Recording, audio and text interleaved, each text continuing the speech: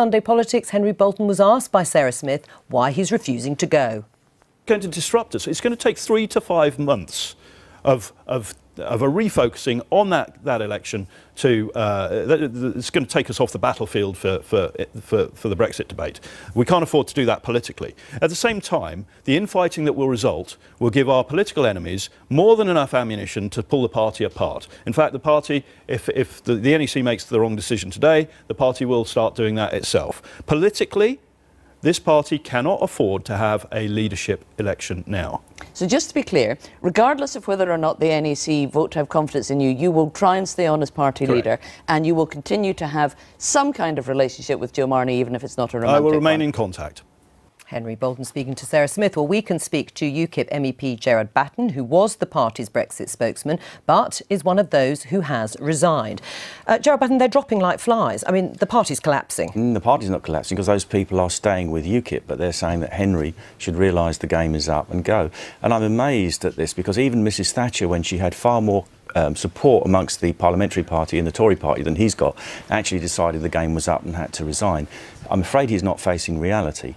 We have been very, very generous to Henry over the last 3 weeks and said we're not getting involved in discussions about his private life. It is private, but this whole thing has got worse with the revelations that you're talking about of tweets and emails, and he has not been able to shut this down. He hasn't been able to control it, and that's why he's got to go, because he's shown that he just can't manage this situation. Well, you say he hasn't been able to shut it down, but it's all these resignations that has kept this story very much in the headlines. I mean, Joe Marnie has apologised. Henry Bolton says they are no longer romantically linked, but he's still in contact. And yet this crisis rumbles on. These people didn't resign until yesterday, until after the unanimous vote by the NEC in which they couldn't support him. And I wasn't sure how that vote was going to go. I thought he might have some support amongst the NEC, but I'm afraid after they listened to him and points of view were exchanged, and I think the meeting went on for about 3 hours, they decided to vote unanimously. That he doesn't have the support of key people in the party and he has to go. Right, but he's not. What's your advice to him? I mean, he's hanging on.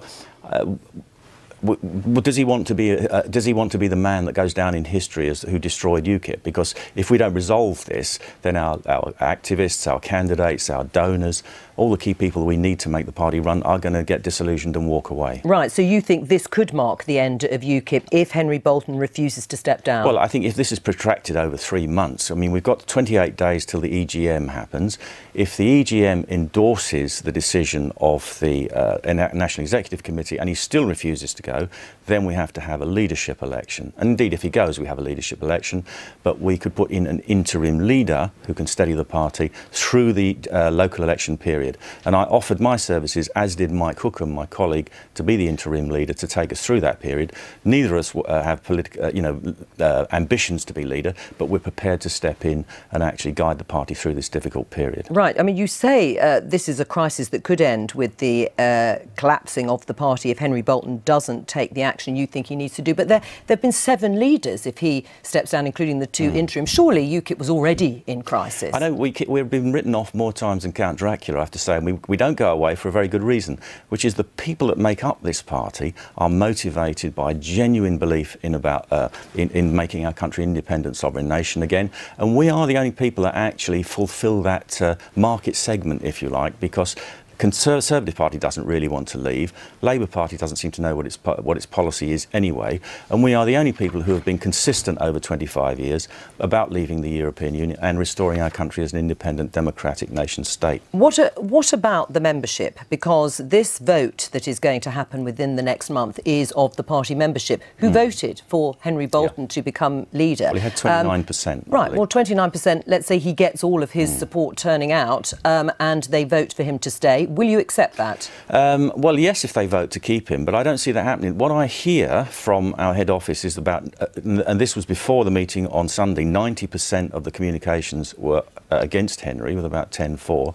I have had literally dozens and hundreds of emails, texts, telephone calls from people asking me, you know, is he going to go? We need to move on, and he needs to resign. I mean, I don't think he has much support amongst the ordinary members. So you don't think he will win that vote by the members? I mean, in terms of you say you haven't got ambitions to be leader, but you're happy to step in the interim. Henry Bolton said it will end the party if there's another leadership contest. It will end the party if he stays. He is not UKIP. UKIP is made up of thousands of members, activists who devote their own time, money and effort for this and have sacrificed much over the years. He is not UKIP. They are UKIP. And they have said through the National Executive Committee, and you can bet your life that they've taken soundings from amongst their local members about what they should do before reaching that decision, and they've made that decision. How much will it cost to run a leadership election? I'm not actually sure. We have to write to all the members and then we have to hire a venue.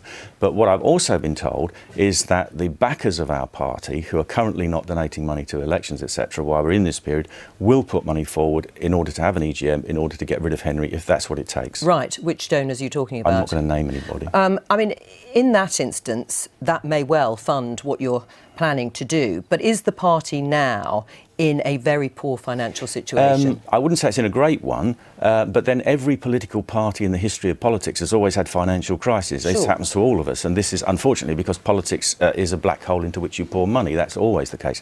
Our weakness is that we can't sell people knighthoods and lordships, which I don't think we'd want to do anyway, and we don't have the big trade unions behind us or big business. So can you afford to run a leadership contest? If we have to, we will. Right. We'll find a way. Are you down to your last few pence, basically? I'm not the treasurer. You have to ask him that. Well, wouldn't you know? I'm not the treasurer. I know that we are in a difficult position, but we've still got a party and it's still maintaining itself. Would you join Nigel Farage's party if he starts a new one? No. Is he starting a new one? He said yesterday he wasn't. Right. And do you believe him? Well, yes, he said he was, then he said he wasn't. So I have to take his last statement as being true. And I only know what I read in the papers because he hasn't discussed it with me. But I believe he was reported as saying that and then denied it. Right. Do you think it's a good idea for him to start a new party, bearing in mind the chaos that UKIP's in? No, because it wouldn't be a party. It would be the Nigel Farage fan club. And I have always had a tremendous admiration for what Nigel does well, and he was the best representative of the Leave side in that debate, in the whole campaign. He won that campaign from a media point of view. He's fantastic at that kind of thing. But it's very difficult now to start a new party.